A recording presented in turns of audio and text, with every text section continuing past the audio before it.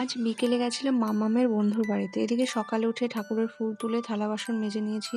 তারপর রোজকার যেমন কাজ, ঘর ঝাড় দেওয়া, মোছা এগুলো করে বেড তুলতে এদিকে বেড গুছিয়ে নিয়েছি। রাতে আমি না রাতের বাসন মেজে রাখি, তাহলে অন্তত একটা কাজ কমে থাকে। সকালে তো এমনিতেই কত কাজ, তারপরও আমার আবার কোনো হেল্পিং হ্যান্ড নেই।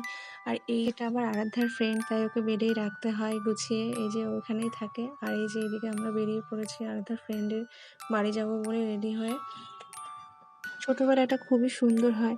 আমার ছোটবেলাটাও খুব সুন্দর ছিল। অনেক বন্ধু ছিল। বিকেল হলেই জানো তো বেরিয়ে পড়তাম সবাই মিলে খেলা করার জন্য। কখন যে সন্ধে হয়ে যেত খেলার নেশাতে বুঝতেই পারতাম না।